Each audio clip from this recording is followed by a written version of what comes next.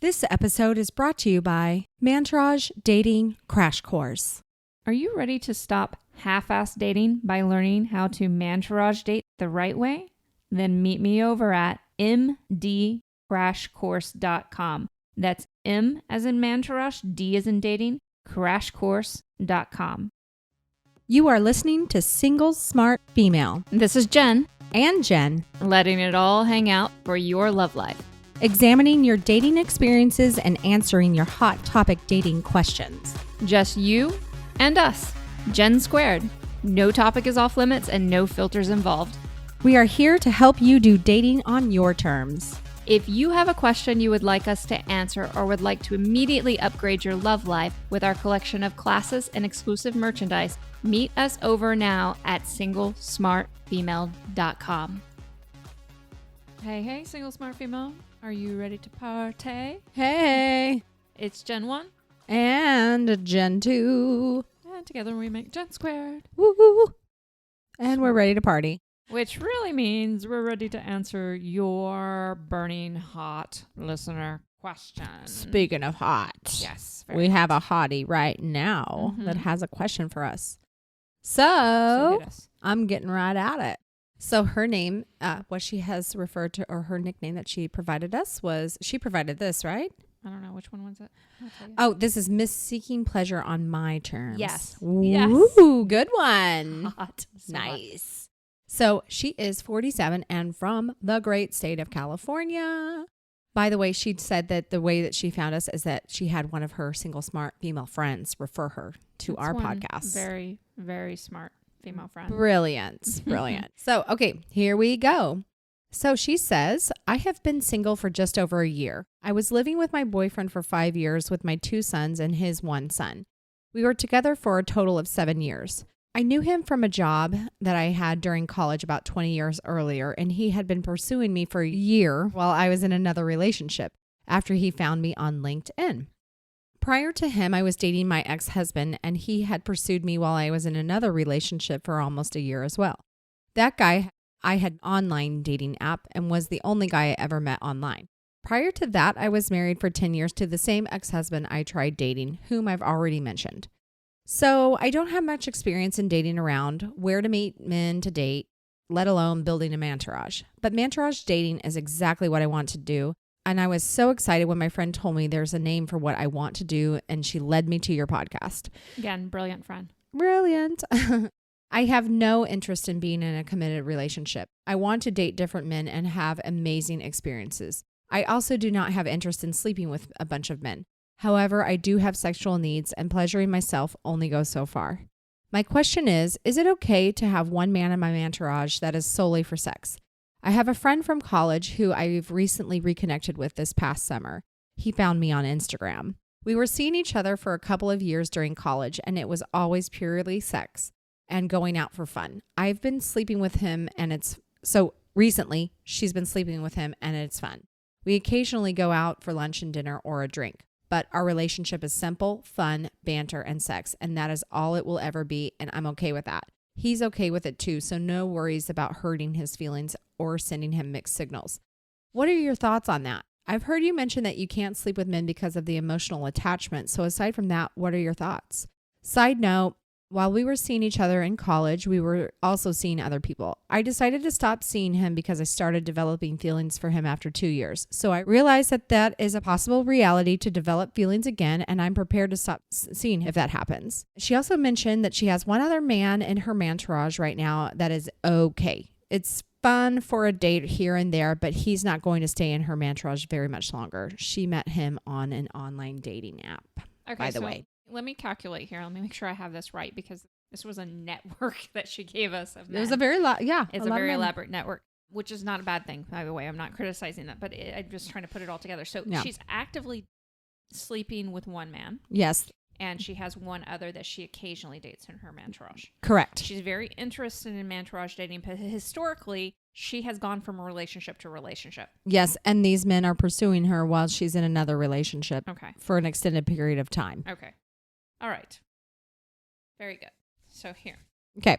So first off, this is just a little pet peeve of mine, but it's not a big deal, but I'm just going to put it out there. Mantourage dating is not dating around. It's not cycle dating. It's not rotation dating. It's very nuanced. It's very specific to you. It's a very beautiful system that you can learn and tailor it to yourself. And not that she is putting it this way, but just to put it out there to all our listeners, Mantourage dating is also not about being a player and getting numbers of men that you're dating at the same time. It's not about racking up.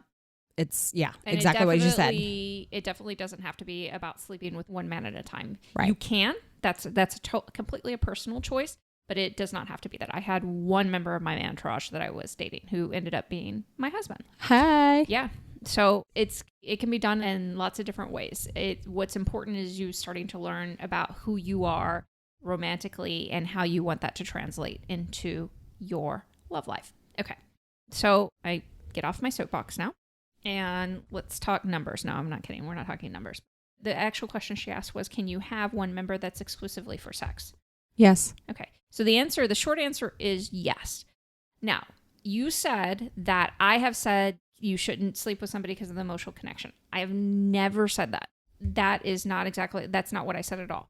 If you go back and listen to my episode on how to take a lover, what I have said is that women tend to, after 6 months of exclusively sleeping with somebody, they tend to develop feelings.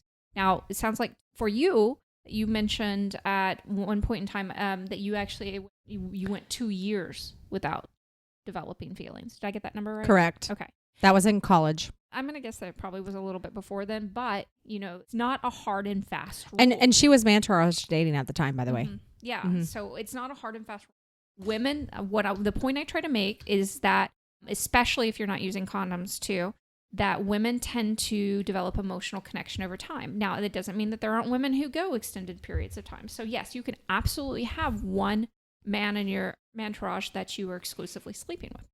Here's the catch, and I'm not sure that you fall into this category, but this is a catch that I want to put out there for all the rest of the women. I've had several women come to me, and they will start sleeping with a guy under the premises of it's okay to sleep with one guy, but they're only sleeping with him because, honestly, they really want it to turn into a relationship.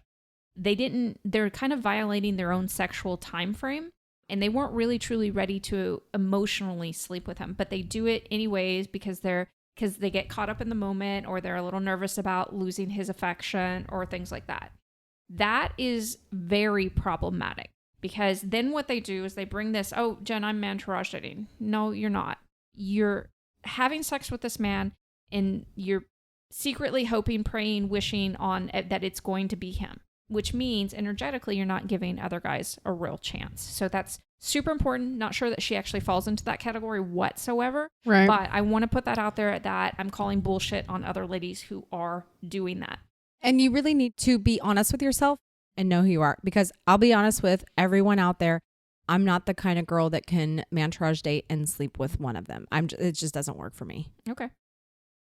You have done it though, but you found that it doesn't. I found exactly. It doesn't work for you. And that's fine. Get emotionally connected. Yeah. You have beyond where we're at is what I mean. And that's one thing you can tell guys is say, look, you're very hot. I would, sexually, I'm very attracted to you, but I also know that I start developing an emotional connection. I don't want to develop that yet until I know for sure that it's based on something other besides sexual attraction. And exclusivity. I'm not comfortable with it. I sometimes refrain from using the whole exclusive conversation about I've started to lean towards not saying that, because of the fact that you'll have those guys that'll be, well, what if we are exclusive? Or what if it's just me and you sleeping together, and then you have to have another awkward conversation. It's about developing a real connection with somebody, because that makes sex more enjoyable. Right. And I guess we'll talk about myself, and in regards to like you said, if I didn't want to be exclusive with that person, I think I would just say I'm not ready for that. Well, a lot of women can't say that. Yeah. Yeah. And I think we need to acknowledge that. So that's why I'm kind of leaning towards let's frame it a little bit differently, so that you don't have to say, well, I'm not ready for that yet, and have that two awkward conversations right on top of each other. Mm-hmm. You and I, we're pros at this, so we're not afraid to have those conversations. Yeah. Okay, I lost my train of thought, though. I apologize. It was due to my interjection. It's all your fault. It's not your fault. It's all your fault. You were talking about how she went for 2 years, and most people can't go that long. Uh-huh. And yeah. And so I am all about, if this guy, I do not do this without condoms. This whole, but we're sexually exclusive with each other. Yeah. Yeah, that part makes me nervous. It ends up being bullshit a lot, one party or the other. And so I know for a fact that emotional protection you get a higher level of it when you're actually using condoms, because there's something very intimate about letting a man put his bare penis inside of you.